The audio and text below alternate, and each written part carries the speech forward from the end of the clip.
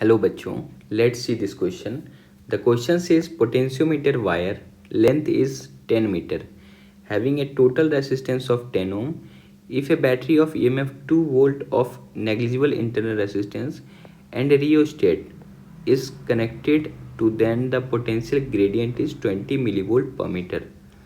Find the resistance imparted through the rheostat. Question में दिया गया एक पोटेंशियोमीटर है, उसमें बैटरी वगैरह का और पोटेंशियोमीटर वायर का लेंथ भी दिया हुआ है, उसका रेसिस्टेंस भी दिया हुआ है, और पूछा गया है कि एक जो रियोस्टेट लगाया गया है वो कितना उसका रेसिस्टेंस जो है वो सर्किट में यूज आ जा रहा है.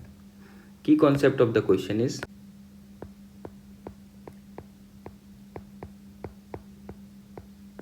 First key concept of the question is construction of potentiometer, and second key concept of the question is by using KVL.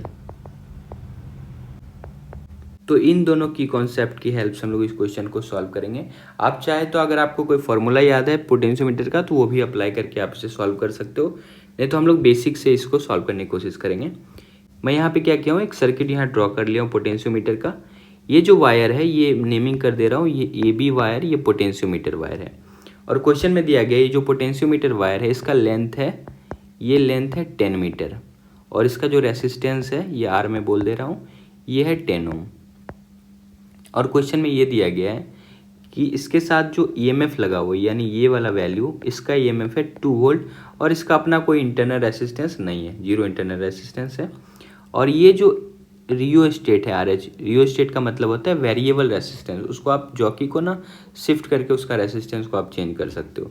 तो हमें आर एच का वैल्यू पूछा गया है, बस एक डेटा हमें क्वेश्चन में दिया गया है, यानी किसका, पोटेंशियल ग्रेडियंट का वैल्यू दिया हुआ है, और ये कितना है 20 मिली वोल्ट पर मीटर क्वेश्चन में दिया गया है.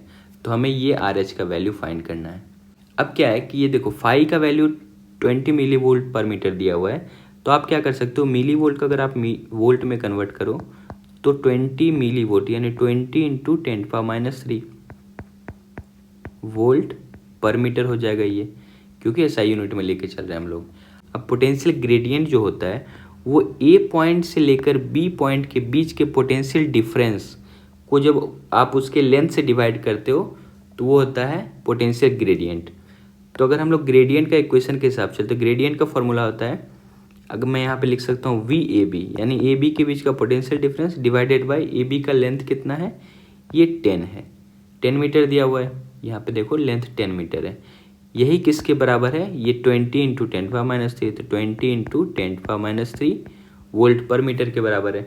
तो यहाँ से हमें क्या निकल जाएगा, वी ए बी का वैल्यू निकल जाएगा. तो वी ए बी आ जाएगा 20 इंटू 10⁻³, जिससे आप लिख सकते हो 20 इंटू 10⁻³ के साथ ये 10 मल्टीप्लाई होगा तो ये 10⁻² इसे बना देगा, या फिर आप इसे लिख सकते हो 0.2 वोल्ट आ गया.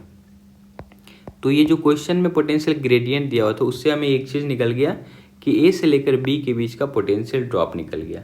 अब पोटेंशियल ड्रॉप निकल गया तो आप इस करंट को ही फाइंड कर सकते हो, ये करंट आई वैल्यू. कैसे, ए से लेकर बी के बीच का हमें रेसिस्टेंस भी पता है, ये रेसिस्टेंस है 10 ओम, और ए से लेकर बी के बीच का पोटेंशियल डिफरेंस भी पता है 0.2 वोल्ट. तो हम लोग इजीली आई निकाल सकते हैं. आई इक्वल टू यहाँ से अगर भी आप लिखना चाहो तो वी अपॉन आर हो जाएगा. तो 0.2 वोल्टेज है डिवाइडेड बाई आर की जगह आप लिखोगे 10 ओम, तो ये यहाँ से भी निकल जाएगी, एक्चुअल में 0.02 एम्पेयर आ जाएगा, ये यहाँ से भी निकल गया.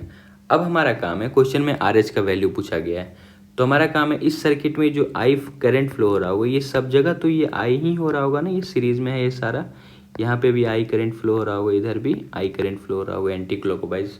इस सर्किट को मैं वैसे बनाया हूँ तो एंटी क्लॉकवाइज सारे जगह पे आई करंट फ्लो हो रहा होगा. अब हमारा काम है कि आई करंट पता है और इस सर्किट में एक बस अननोन पैरामीटर है, ये रियोस्टेट, तो हमें ओम्स सिंपली अप्लाई कर देना है. तो मैं नेक्स्ट पेज में ले रहा हूँ. ये जो सर्किट है इस सर्किट में जो अगर आप आर रेसिस्टेंस देखो, आर इक्विवेलेंट देखोगे तो ये कितना हो जाएगा, इसमें एक रेसिस्टेंस ये आर एच लगा हुआ है और एक रेसिस्टेंस ये पोटेंशियोमीटर वायर वाला ए बी, और इसका वैल्यू कितना है 10 है. तो आर इक्विवेलेंट इस सर्किट का कितना होगा 10 प्लस आर एच. और करंट हम लोग निकाल चुके हैं इस सर्किट में, ये कितना आया है, तो ये आप देखो ये 0.02 एम्पियर आया है. तो ये एक्चुअल में 0.02 एम्पियर आया है। और इस सर्किट में जो बैटरी लगा हुआ है यानी V वोल्ट का जो बैटरी है वो कितना है, 2 वोल्ट है।